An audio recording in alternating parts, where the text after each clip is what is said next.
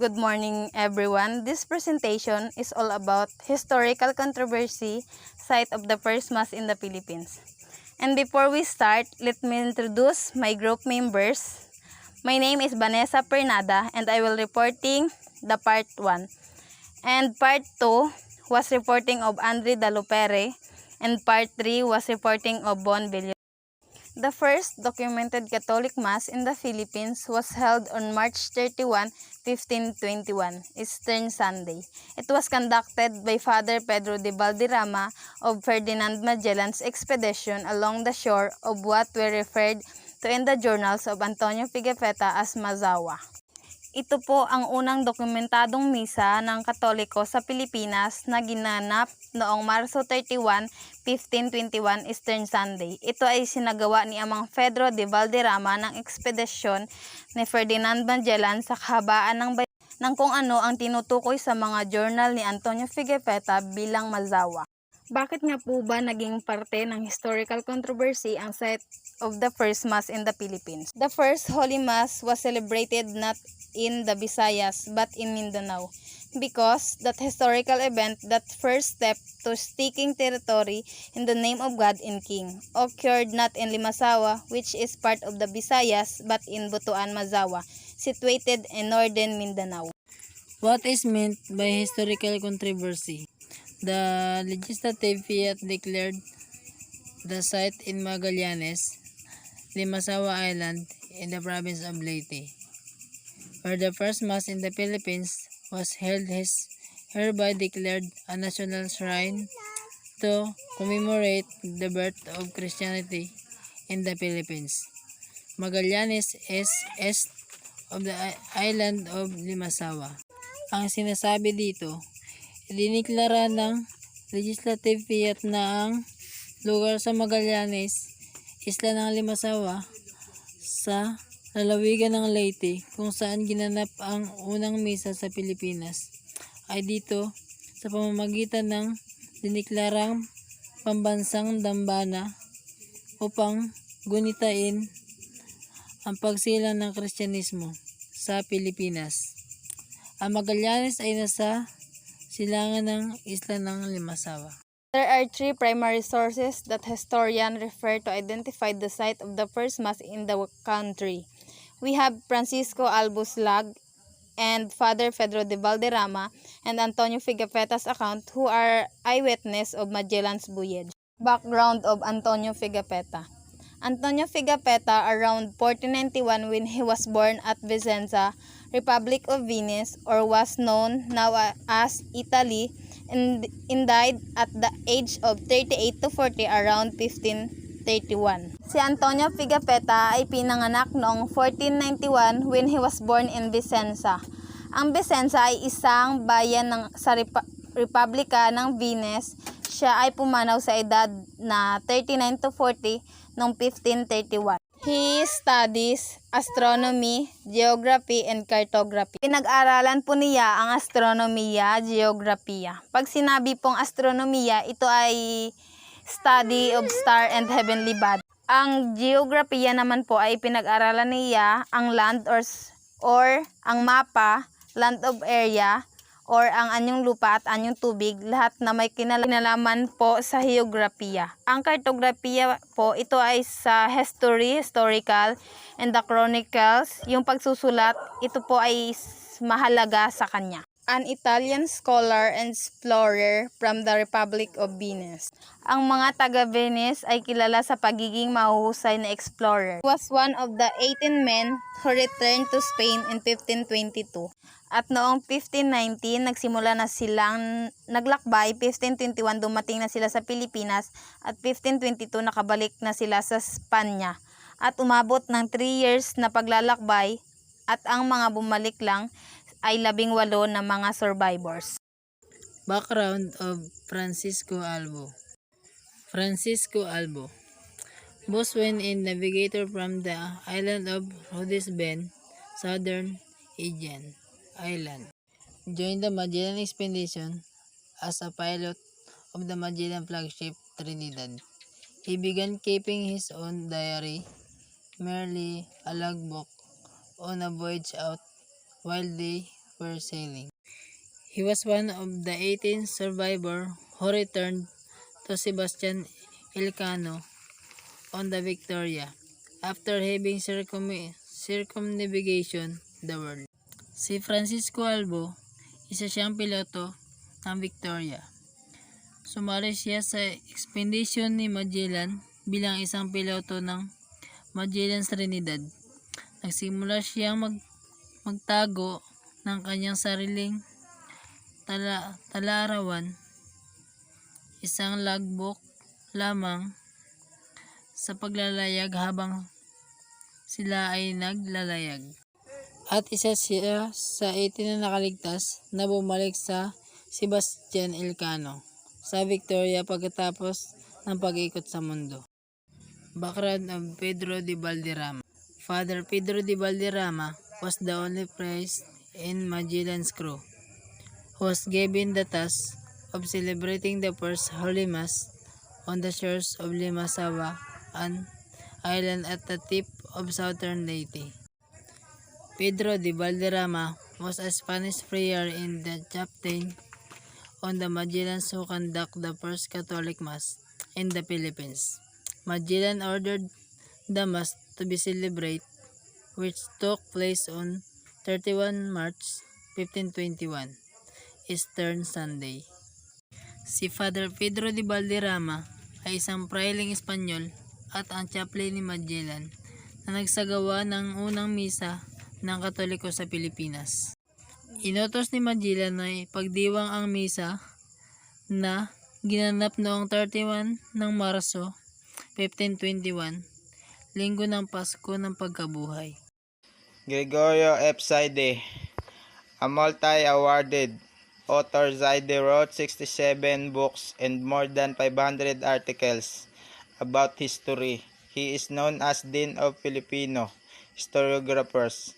He was one of the founders of the International Association of Historians of Asia and president of the Filipino Historian Association of the three terms. Zaide was the first Asian to win the United Nations Study Award in 1957. He was awarded by the Philippines government the prestigious Republic Cultural Heritage Award in 1968. At dyan masasabi natin na siya ay isang pinakamagaling na gumanap sa kasaysayan ng Pilipinas. Ang sample ng mga kanyang aklat na sinulat: The Pageant of Filipino History, History of the Filipino People and Republic of the Philippines, at Philippine History of Government. Si Zaide ay isang multi-awarded author. Si Zaide ay nagsulat ng 67 na libro at higit sa 500 artikulo tungkol sa kasaysayan. Kilala siya bilang Dean of Filipino Historiographers. Siya sa mga nagtatag ng International Association of Historians of Asia at Pangulo ng Philippine Historical Association sa loob ng 3 taon o 3 termino. Good day everyone. My name is Von Andre A. Villucero. Miss Vanessa assigned me to the part 3 of this topic. Renato Constantino was a Filipino historian known for being part of the leftist tradition of Philippine historiography.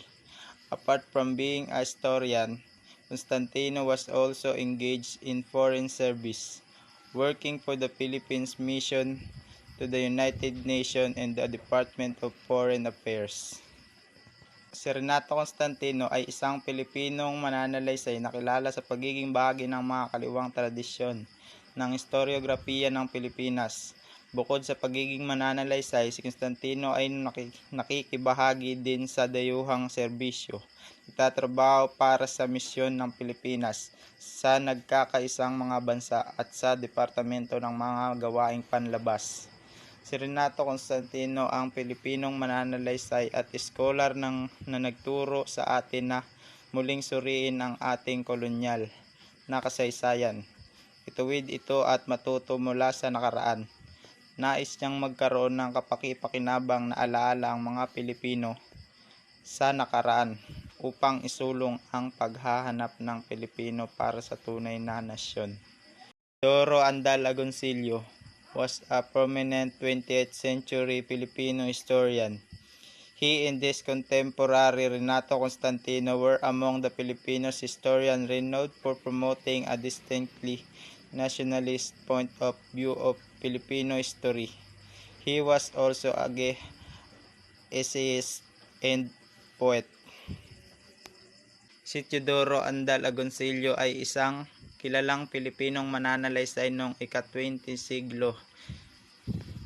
Siya at ang kanyang kontemporaryong si Renato Constantino ay kabilang sa mga unang Pilipinong mananalaysay na kilala sa pagtataguyod ng isang natatanging makabayan at pananaw sa kasaysayan ng Pilipino. Isa rin siyang sanaysay at makata. Isang Pilipinong historiador at namulat na kilala sa kanyang mga mahalagang kontribusyon sa pagsulat tungkol sa kasaysayan ng Pilipinas. Nakapagsulat siya ng mahigit 20 aklat at mga artikulo dito. Nagsulat din siya ng mga tula at sanaysay na naglalaman ng mga nasyonalistang pananaw sa kasaysayan. Siya ay tinuturing bilang ama ng makabansang pananaw sa pagsusulat ng kasaysayan. Siya ay pinanganak noong November 9, 1912 sa Lemery. Namatay siya noong January 14, 1985. Siya ay nag-aral sa University of the Philippines, Manila noong 1934 hanggang 1939.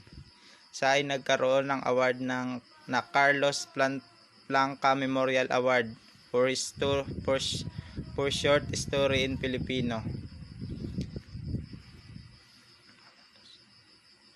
At ang mga example ng mga kanyang isinulat ay ang The Crisis of the Republic and The Fateful Years, Japan's Adventure in the Philippines, 1941 to 45, at ang Introduction to Filipino History and the Revolt of Masses.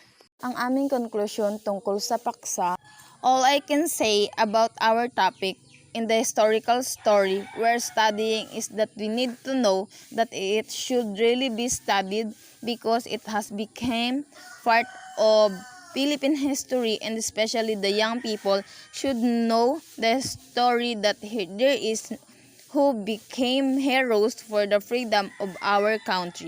Ang masasabi ko lang sa ating paksa at sa kwentong pangkasaysayan na ating pinag-aaralan ay kailangan nating malaman na dapat talaga itong pag-aralan dahil naging bahagi na ito ng kasaysayan ng Pilipinas, at lalo na ang mga kabataan ay dapat malaman ang kasaysayan na mayroong nagiging bayani. Ano nga po ba ang kontribusyon ng dokumentong ito sa dakilang salaysay ng kasaysayan ng Pilipinas? This document, The First Voyage Around the World, elaborated the lifestyle back then, and it described what the local islander wore, what they ate, how they communicated, and how they lived. On April 15, 1521, a mass held in Zubu with Raha Humabon and 800 natives were baptized into Christianity. Ang dokumentong ito, ang unang paglalakbay sa buong mundo, ay nagpapaliwanag ng pamumuhay noon at inilarawan nito ano ang sinusuot ng mga lokal na taga-isla at ang kanilang kinakain, kung paano sila nakikipag-usap at kung paano sila namumuhay. Noong April 15, 1521, isang misa na ginanap sa Zubu kasama si Raha Humabon at 800 katutubo ang nabinyagan sa Kristyanismo. Ano ang aming karanasan sa pagkatuto sa paggawa ng aming presentasyon? Presentation are a fantastic way to contribute to your English language learning experience. They enable you to practice all language areas such as vocabulary, phonology, and grammar, and skills, speaking, reading, writing, and listening. But most of all, they build your confidence in public speaking. Things might get easier if you approach every presentation as an opportunity to help your audience learn something. Ang presentasyon ay isang kamangha-manghang paraan sa ating karanasan sa pag-aaral ng wikang Ingles. Nagbibigay daan din po ito na sanayin ang lahat ng larangan ng wika gaya ng vocabulary, phonology at grammar. Ngunit higit sa lahat, nabubuo mo ang iyong kumpensya sa pagsasalita sa publiko. Maaari maging mas madali ang mga bagay kung gagawin mo ang bawat presentasyon bilang isang pagkakataon upang matulungan ang iyong sarili na matuto sa isang bagay.